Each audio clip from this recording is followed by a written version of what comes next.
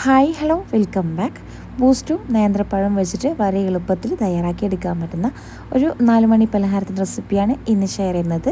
അപ്പോൾ നമുക്കൊരു പലഹാരം എങ്ങനെ തയ്യാറാക്കി എടുക്കുക എന്നുള്ളത് നോക്കാം. അപ്പോൾ അതിനായിട്ട് ഞാനിവിടെ നേന്ത്രപ്പഴം എടുത്തിട്ടുണ്ട്. നല്ലോണം പഴുത്ത നേന്ത്രപ്പഴം തന്നെ എടുക്കാനായിട്ട് നോക്കുക. ഞാനിപ്പോൾ ഇതവിടെ ഒരു 2 എണ്ണം എടുത്തിട്ടുണ്ടാവുക. ഇതുപോലെ തൊലിയൊക്കെ ഒന്ന് കളഞ്ഞെടുത്തിട്ട് ജസ്റ്റ് ഇതുപോലെ ഒന്ന് കട്ട് ചെയ്തെടുക്കുക. ഇനി നമുക്ക് ഈ കട്ട് ചെയ്തെടുത്ത ഈ ഒരു നേന്ത്രപ്പഴം മിക്സിയുടെ ജാറിലേക്ക് ഇട്ട് കൊടുക്കാം.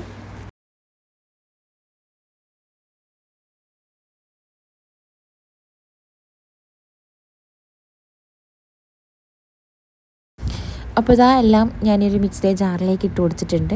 ഇനി നമുക്കിതിലേക്ക് വേണ്ടത് ബൂസ്റ്റാണ്. ഞാനിപ്പോൾ ഇതവിടെ 5 രൂപയുടെ പാക്കറ്റ് ബൂസ്റ്റാണ് എടുത്തിട്ടുള്ളത്. അപ്പോൾ അത് 2 പാക്കറ്റ് ഉണ്ട്. നമുക്ക് 2 പാക്കറ്റ് കറക്റ്റാണ് കേട്ടോ. 2 പഴത്തിന് 2 പാക്കറ്റ് ബൂസ്റ്റ് അങ്ങനെ കറക്റ്റാക്കി എടുക്കാം. ഇപ്പോൾ ഒരു പഴം വെച്ചിട്ട് ഉണ്ടാക്കിയെടുക്കുകയാണെന്നുണ്ടെങ്കിൽ ഒരു പഴത്തിന് 1 പാക്ക് ബൂസ്റ്റ് കേട്ടോ. അങ്ങനെ വേണം എടുക്കാനായിട്ട്.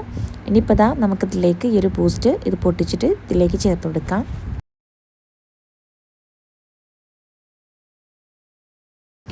അപ്പോൾ 2 പാക്കറ്റും അതിലേക്ക് ചേർത്ത് കൊടുത്തിട്ടുണ്ട്. ഇനി നമുക്കിതിലേക്ക് പഞ്ചസാര ആഡ് ചെയ്ത് കൊടുക്കാം. മധുരത്തിന് ആവശ്യമായിട്ടുള്ള പഞ്ചസാര വേണം ഇതിലേക്ക് ചേർത്ത് കൊടുക്കാനായിട്ട് കേട്ടോ. അപ്പോൾ ഈ ഒരു പഞ്ചസാരയും കൂടി ചേർത്ത് കൊടുക്കാം. എന്നിട്ട് നല്ലോണം പേസ്റ്റ് പോലെ അരച്ചെടുക്കണം. ഒട്ടും കട്ട അല്ലെങ്കിൽ ആ ഒരു പഴത്തിൻ്റെ കഷ്ണമൊന്നും ഇല്ലാതെ നല്ലോണം പേസ്റ്റ് പോലെ അരച്ചെടുക്കണം കേട്ടോ. അപ്പോൾ ഇത് അരച്ചെടുക്കാനായിട്ട് ബുദ്ധിമുട്ടാണെന്നുണ്ടെങ്കിൽ കുറച്ച് വെള്ളം ഒഴിച്ചു കൊടുത്തിട്ട്, ഒരുപാട് വെള്ളം ഒഴിച്ചു കൊടുക്കണ്ട, കുറച്ച് മാത്രം വെള്ളം ഒഴിച്ചു കൊടുത്തിട്ട് ഇതുപോലെ പേസ്റ്റാക്കി അരച്ചെടുക്കാം. ഇനി നമുക്ക് അരച്ചെടുത്ത ഈ ഒരു മിക്സ് ഒരു ബൗളിലേക്ക് ചേർത്ത് കൊടുക്കാം. ഇനി നമുക്ക് ഇതിലേക്ക് മൈദ ചേർത്ത് കൊടുക്കാം കേട്ടോ. ഞാനിപ്പോൾ അതിലേക്ക് ഒരു 2 ടേബിൾ സ്പൂൺ അളവിൽ മൈദ ചേർത്ത് കൊടുത്തിട്ടുണ്ടായിരുന്നു. അപ്പോൾ മൈദ ചേർത്ത് കൊടുത്തിട്ട് നല്ലോണം മിക്സാക്കി എടുക്കാം. എന്നിട്ട് ഇത് ജസ്റ്റ് ഇങ്ങനെ ഒരു ചപ്പാത്തി മാവിൻ്റെ ആ ഒരു പരുവക്കാവില്ല, അതുപോലെ കുഴച്ചെടുക്കാം. അപ്പോൾ ഇതിലേക്ക് വീണ്ടും മൈദ വേണമെന്നുണ്ടെങ്കിൽ മാത്രം ചേർത്ത് കൊടുത്താൽ മതിയെ. എക്സ്ട്രാ വെള്ളമൊന്നും ചേർത്ത് കൊടുക്കരുത്.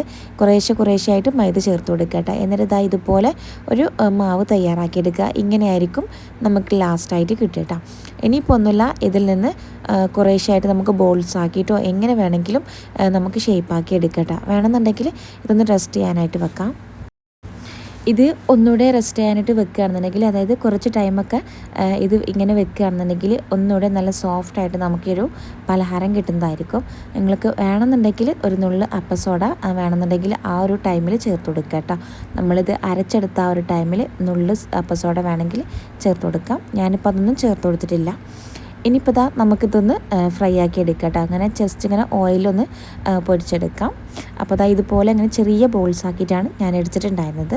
അപ്പോൾ ഇനി ഓയിലൊക്കെ നല്ലോണം ചൂടാക്കി എടുത്തിട്ടുണ്ട്. ഒരു മീഡിയം ഫ്ലെയിമിലിട്ട് വേണം ഇതുപോലെ ഫ്രൈ ചെയ്തെടുക്കാനായിട്ട് കേട്ടോ. ഇനി നമുക്ക് ഓരോ ബോൾസും ഇതിലേക്ക് അങ്ങ് ചേർത്ത് കൊടുക്കാം. എന്നിട്ട് തിരിച്ചോ മറിച്ചിട്ട് കൊടുത്തിട്ട് ഒന്ന് ഫ്രൈ ചെയ്തെടുക്കാം കേട്ടോ.